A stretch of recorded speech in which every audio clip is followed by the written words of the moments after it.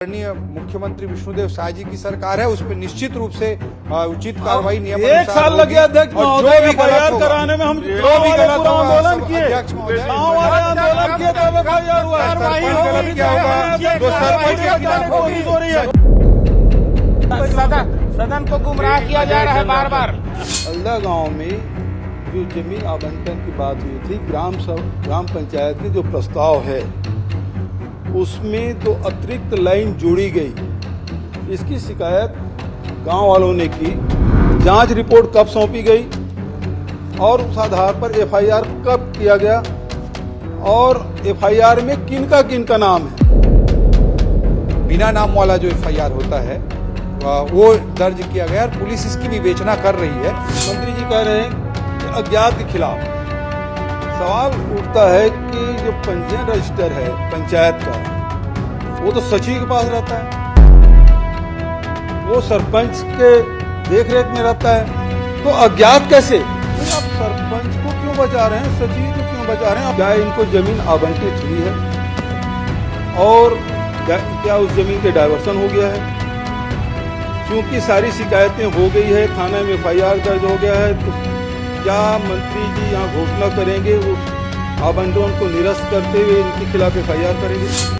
अध्यक्ष महोदय, ये तिल्दा नेवरा ब्लॉक के ग्राम अल्दा गुलगुल देवरी के जमीन आवंटन का मामला है।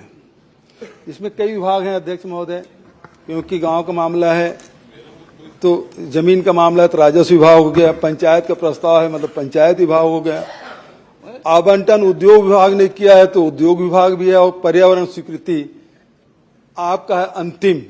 तो लेकिन मंत्री जी, पर्यावरण मंत्री जी से भी प्रश्न है। माननीय अध्यक्ष महोदय, अल्दा गांव में जो जमीन आवंटन की बात हुई थी, ग्राम पंचायत के जो प्रस्ताव है उसमें तो अतिरिक्त लाइन जोड़ी गई। इसकी शिकायत गांव वालों ने की और विभागीय 3 अधिकारियों के द्वारा जांच रिपोर्ट सौंपी गई।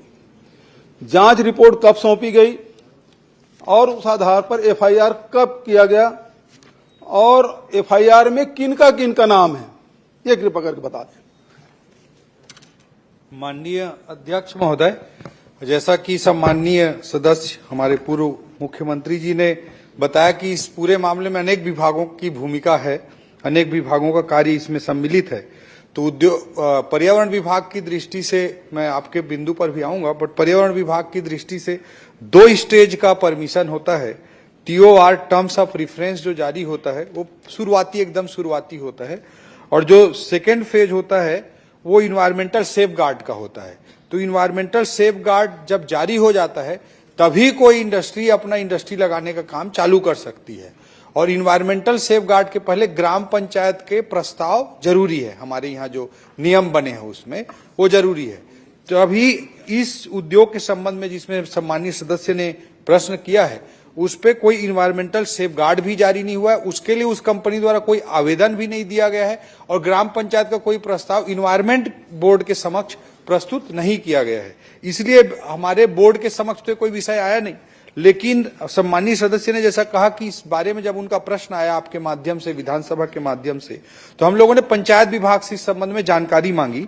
तो उसमें निश्चित रूप से शिकायत भी हुई थी कि लोगों ने गलत तरीके से लोगों ने उसमें ग्राम पंचायत का प्रस्ताव पारित किया है, ये शिकायत भी हुई थी। और एसडीएम के माध्यम से सीओ जनपद पंचायत, तहसीलदार और नायब तहसीलदार, जैसा सम्मानीय सदस्य ने स्वयं कहा, 3 सदस्यीय कमेटी बनी, और कमेटी बनने के बाद उसने जांच किया है, और जांच करने के बाद एफआईआर भी उस पर दर्ज किया गया है। लेकिन जो जांच की गई थी सभा अध्यक्ष महोदय, वो 6 जून 2025 का है, मैंने भी जानकारी लिया था। और इसमें जो एफआईआर दर्ज हुआ है थाना में, तिल्दा नेवरा थाना में, वो 22 जून 2026 का है। ये जो डेट है साल भर नहीं, मैंने तो ये पूछा किनके खिलाफ, वो भी उत्तर दे दीजिए। जी। माननीय अध्यक्ष महोदय, ये भी मैंने जानकारी थाने से मंगाई है, और थाने से जो प्राप्त जानकारी और ओवरऑल पंचायत विभाग से जानकारी प्राप्त हुई है उसमें जो बिना नाम वाला जो FIR होता है वो दर्ज किया गया और पुलिस इसकी विवेचना कर रही है। अज्ञात से नाम से FIR दर्ज हुई है और क्योंकि उसमें ये जांच रिपोर्ट की भी प्रति यहाँ पर उपलब्ध है जिसमें कहा गया है कि गांव जांच रिपोर्ट स्पष्ट कहता है अध्यक्ष महोदय कि वहां पर चर्चा की गई थी कि ये प्रस्ताव पारित नहीं करना है, इस तरह की बात जांच रिपोर्ट में दिखती है साफ तौर पर, लेकिन लास्ट में 2 लाइन प्रस्ताव पारित होने का लिखा गया है, ये भी जांच रिपोर्ट कहता है। तो उस 2 लाइन जो लिखा गया है जांच रिपोर्ट में जो गलत तरीके से पाया गया है उसके आधार पर पुलिस ने FIR दर्ज की है अज्ञात के नाम से। पुलिस विभाग के माध्यम से थाने के माध्यम से इसकी विवेचना की जा रही है और जो भी दोषी होंगे उनके खिलाफ निश्चित रूप से कार्रवाई की जाएगी। माननीय मंत्री जी, आपने राजस्व विभाग के, गृह विभाग के, उद्योग विभाग के सारे विभागों का जवाब आपने दिया और अपने विभाग में आज आपने संशोधित उत्तर दिया है। बचत विभाग के उत्तर तो ठीक दे रहे हैं लेकिन अपने विभाग में संशोधित उत्तर आपने दिया है और आपने मौखिक उत्तर में इसका उल्लेख भी किया है। जी, मेरा सवाल तो यह है अध्यक्ष महोदय कि ये कह रहे हैं कि मंत्री जी कह रहे हैं कि अज्ञात के खिलाफ सवाल उठता है कि जो पंजीयन रजिस्टर है पंचायत का वो तो सचिव के पास रहता है, वो सरपंच के देखरेख में रहता है, तो अज्ञात कैसे? प्राथमिकी को सरपंच के और सचिव के खिलाफ होना चाहिए क्योंकि आप 1 साल से FIR नहीं किया अध्यक्ष महोदय। 1 साल लगा प्रतिवेदन आने के बाद, उसके पहले और लड़ाई चलती रही, उसके बाद जांच कमेटी बनी, जांच कमेटी की रिपोर्ट आया, उसके 1 साल बाद FIR हुआ और एक FIR हुआ तो वो भी अज्ञात के खिलाफ।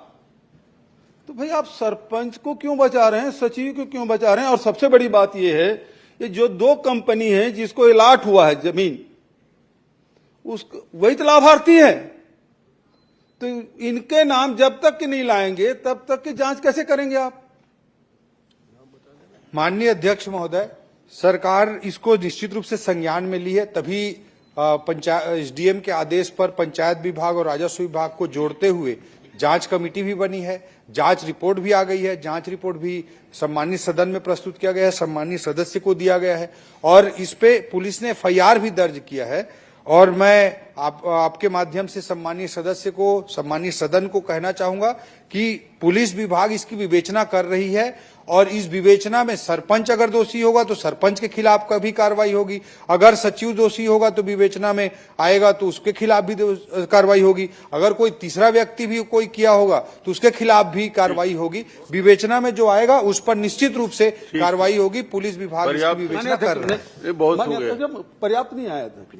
मैं निवेदन कर कार्रवाई के लिए आपने जिस बिंदु को ध्यान आकर्षित किया था, एक प्रश्न और छोटा।